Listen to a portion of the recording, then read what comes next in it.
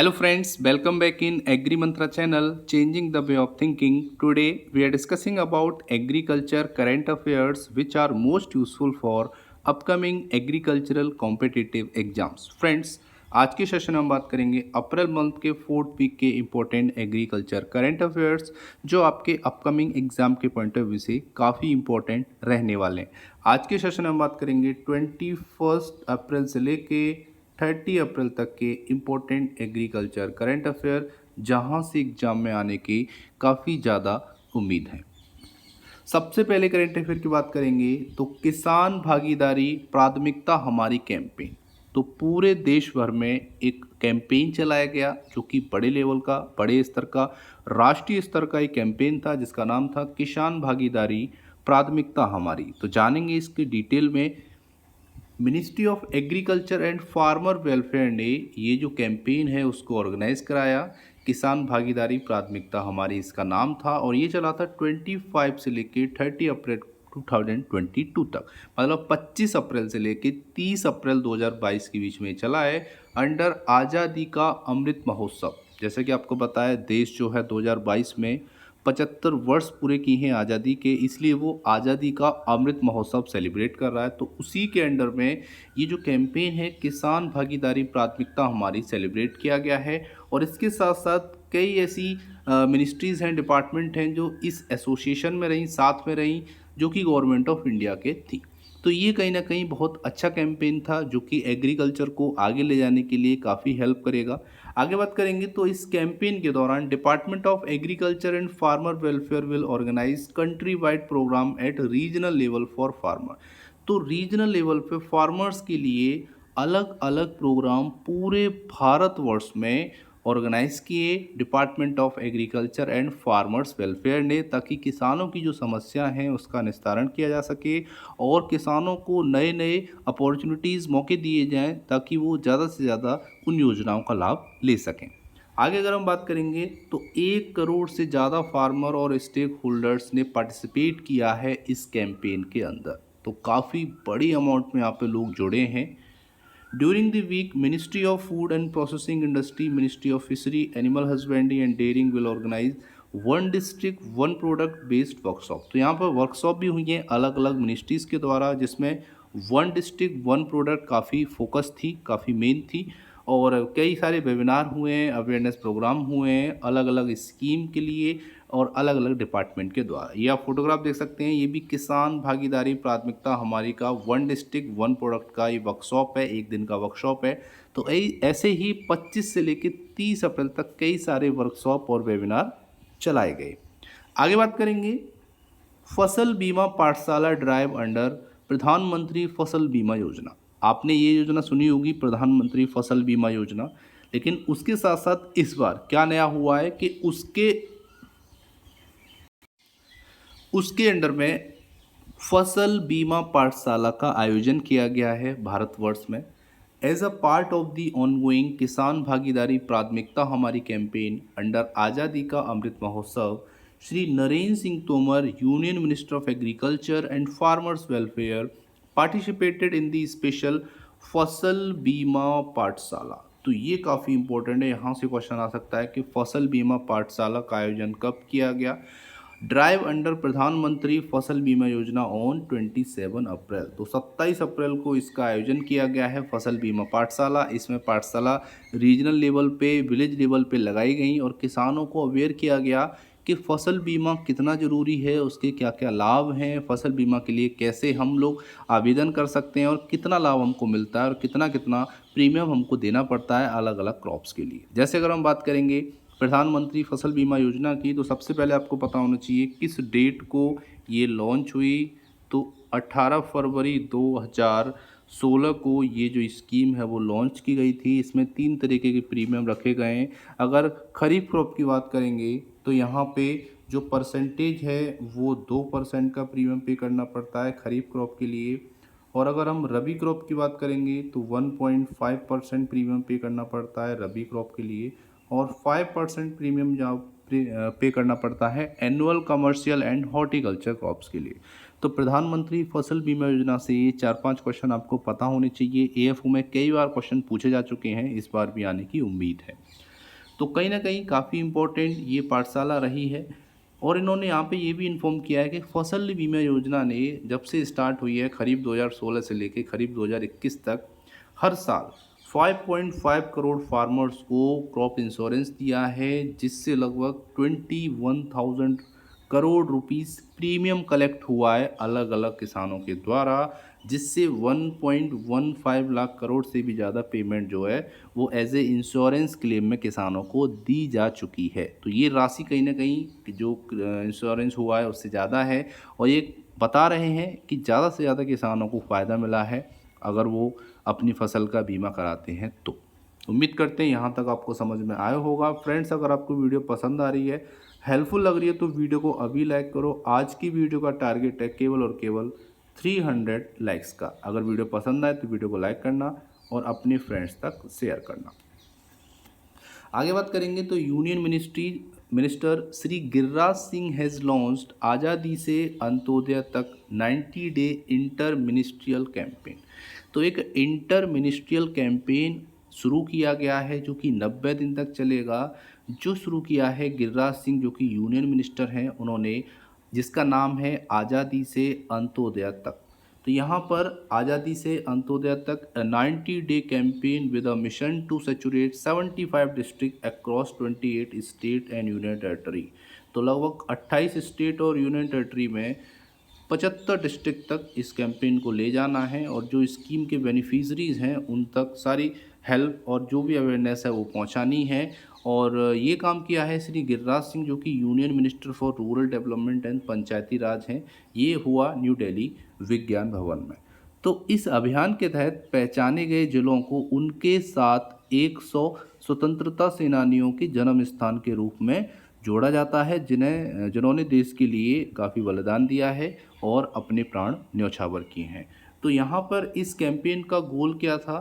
The goal of the campaign is to take up 17 select scheme with direct assistant to beneficiaries in saturation mode. तो यहाँ पर 17 ऐसी scheme select करी गई हैं जो कि कहीं ना कहीं लाभार्थियों से सीधे अटैच होती हैं, और जो लाभ है वो सीधे लाभार्थियों को दिया जाता है। उनके तहत यहाँ पर ये जो कैंपेन है वो चलाया गया है अलग अलग मिनिस्ट्रीज़ और डिपार्टमेंट के द्वारा। आगे बात करेंगे award for excellent in public administration 2022। तो यहाँ पर 2020 का जो एक्सीलेंस अवार्ड है पब्लिक एडमिनिस्ट्रेशन में, ठीक है, वो किसको दिया गया है इसकी बात करेंगे। तो the department of food and public distribution DFPD receive the prestigious Prime Minister Award for Excellence in Public Administration 2020 for its scheme One Nation One ration card scheme.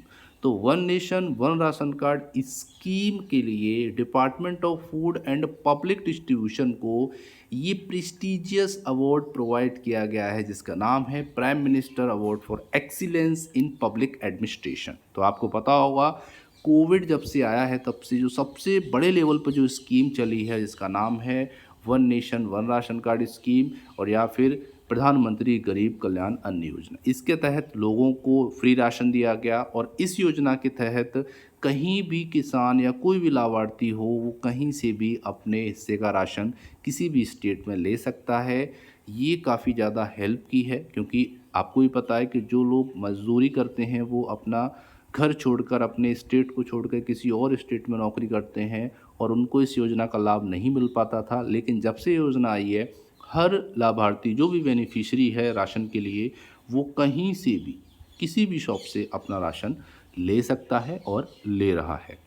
आगे बात करेंगे तो honourable PMC Narendra Modi conferred the prime minister award for excellence in public administration on the occasion of 15th civil service day in New Delhi on 21 April. तो 21 अप्रैल को new Delhi में 15वां civil सेवा दिवस celebrate किया गया है। इसी के उपलक्ष्य में यहाँ पर prime minister award for excellence in public administration announce किया गया, जो मिला है department of food and public distribution को। यहाँ से क्वेश्चन आ सकता है कि 2020 का prime minister award for excellence in public administration किसको मिला है? तो ये मिला है food and public distribution department को। आगे बात करेंगे the award was presented under the category innovation general central और यहाँ पर डिपार्टमेंट ने कोलैबोरेशन किया है अदर मिनिस्ट्री से, डिपार्टमेंट से, ताकि ये जो योजना है उसको और ज़्यादा अच्छे तरीके से लोगों तक पहुँचाया जा सके, एक्सप्लोर किया जा सके, ताकि लोगों को घर बैठे हर जगह राशन प्रोवाइड किया जा सके। आगे बात करेंगे food processing week 2.0 organise by the food ministry. तो फूड मिनिस्ट्री के द्वारा फूड प्रोसेसिंग वीक 2.0 सेलिब्रेट किया गया है। अब जल्दी से आपको कमेंट करना है कि फूड प्रोसेसिंग वीक 1 कब सेलिब्रेट किया गया था, कब ऑर्गेनाइज किया गया था। अब बात करेंगे 2.0 के बारे में। तो कमेंडरेट 75 years of Indian independence, the government of India is celebrating the आज़ादी का अमृत महोत्सव। 75 साल पूरे हुए हमारे भारतवर्ष को आज़ाद हुए, इसलिए भारत जो है आज़ादी का अमृत महोत्सव मना रहा है।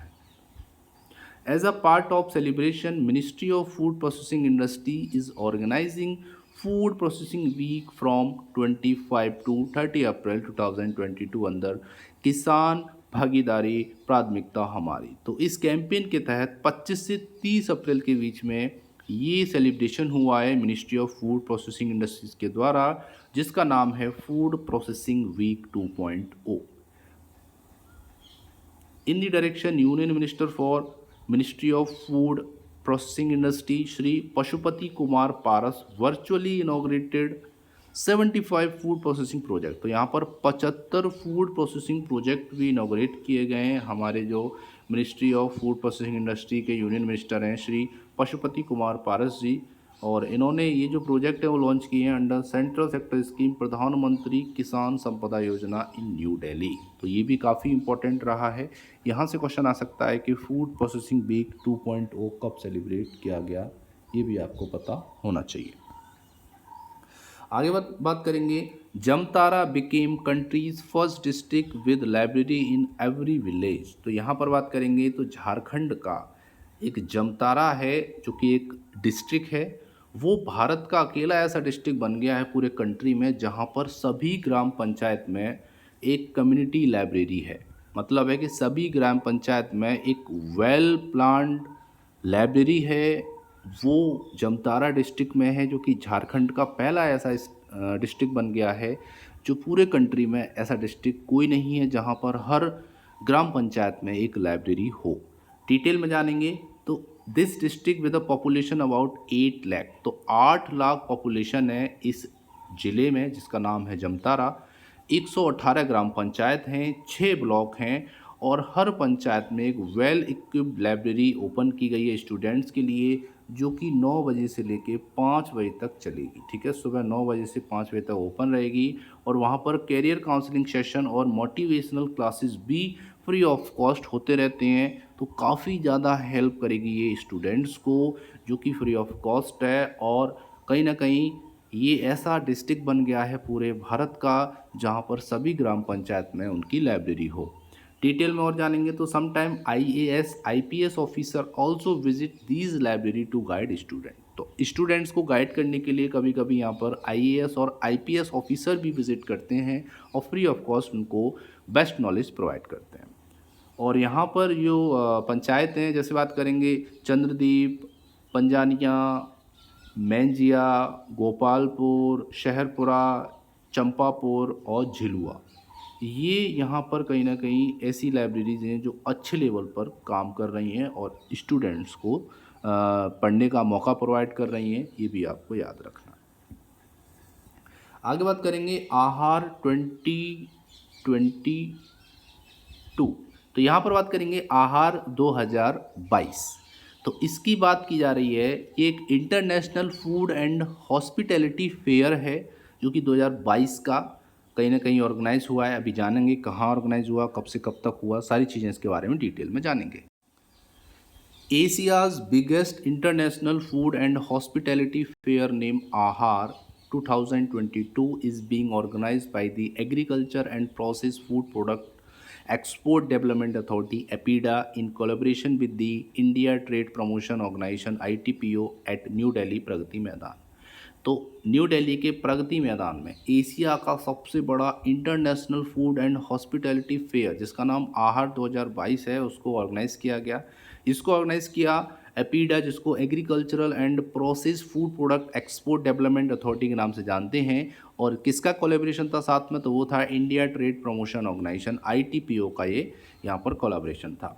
इस फेयर में बात करेंगे तो ये सेलिब्रेट किया गया 26 से लेके 30 अप्रैल तक, 26 अप्रैल से लेके 30 अप्रैल तक इस फेयर को सेलिब्रेट किया गया, इस मेले का आयोजन किया गया। और ये 36वां आयोजन था, मतलब 36वां मेला इस बार 2022 में लगा है। इससे पहले 35 एडिशन या बोल सकते हो 35 फेयर हो चुके हैं। और यहाँ बात करेंगे तो this fair is will be providing the visitors as well as the participant with a unrivalled opportunity that will help them to generate new business lead. तो नए बिजनेस आइडिया जनरेट करने के लिए, लीड्स लेने के लिए ये जो फेयर है वो काफ़ी हेल्प करेगा। जो भी इनोवेटर हैं या जो एंटरप्रेन्योरशिप में विश्वास रखते हैं उनके लिए ये जो फेयर है काफ़ी हेल्पफुल रहा। This fair will also help the marketing the country dynamic growing market in an efficient and effective manner.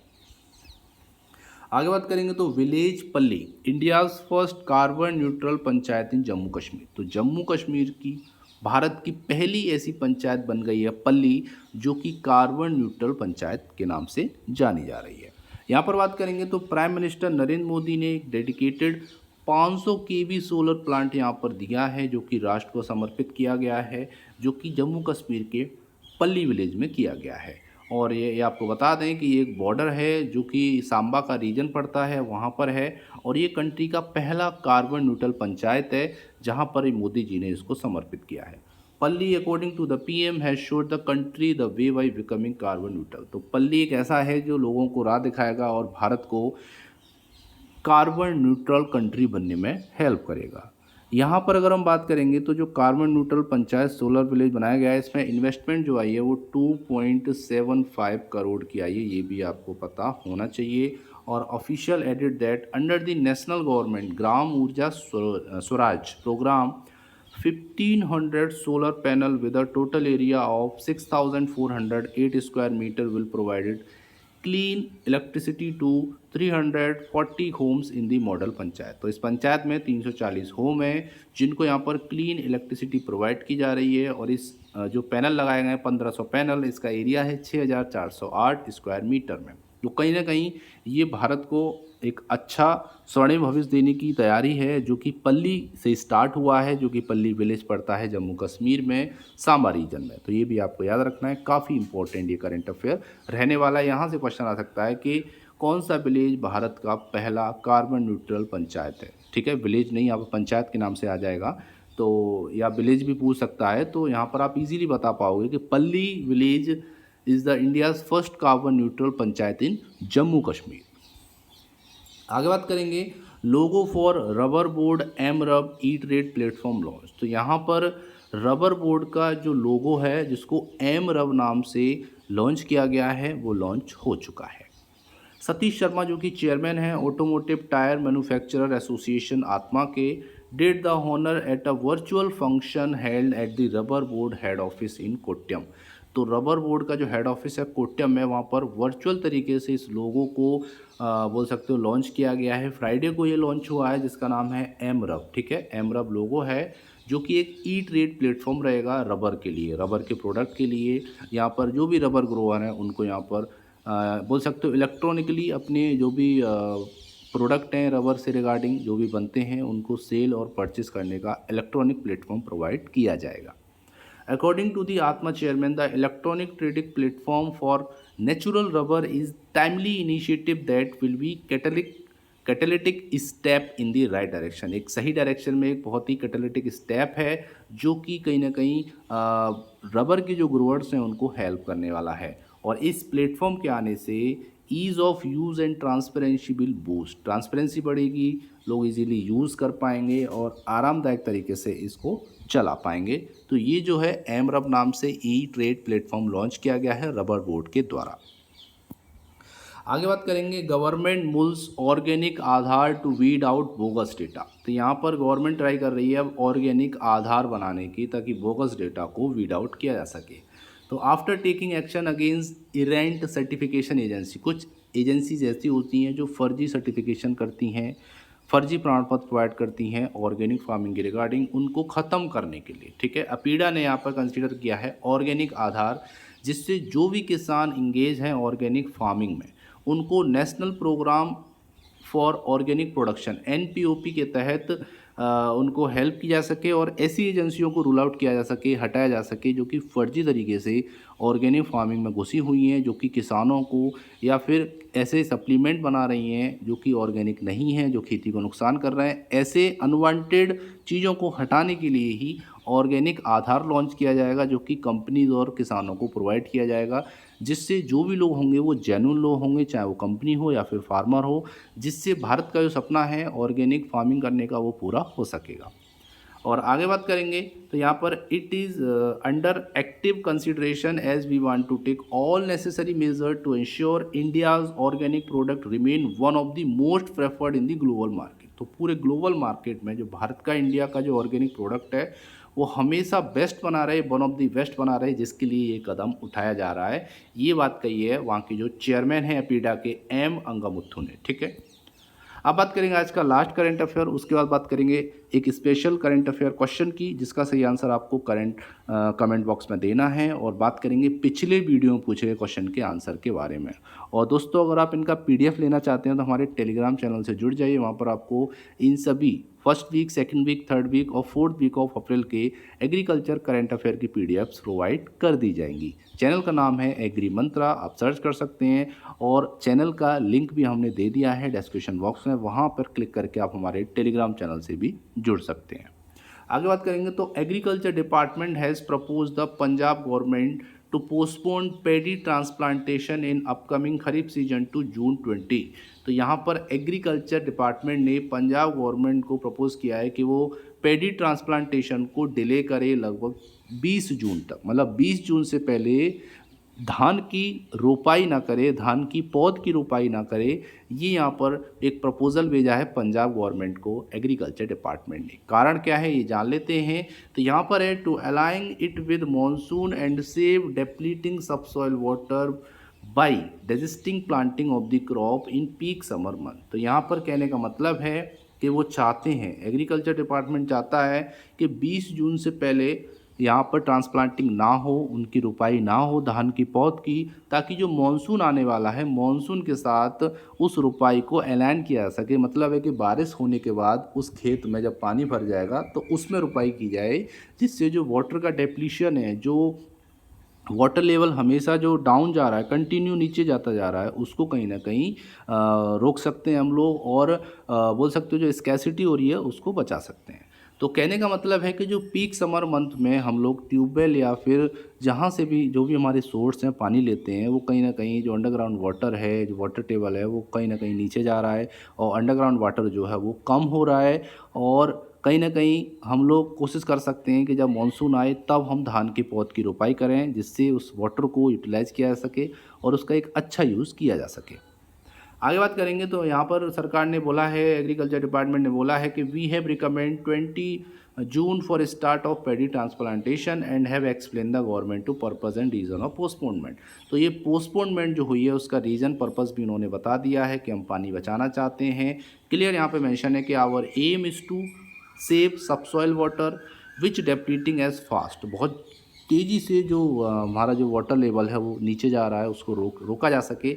इसी के लिए जो एग्रीकल्चर के जो सेक्रेटरी हैं दिलराज सिंह, उन्होंने यहाँ पर रिक्वेस्ट की है पंजाब गवर्नमेंट से कि वो जो धान की पौध की रोपाई है वो 20 जून तक रोकें, ताकि 20 जून के बाद जो मानसून आएगा उस मानसून में धान की रोपाई करें, जिससे पानी को सेव किया जा सके।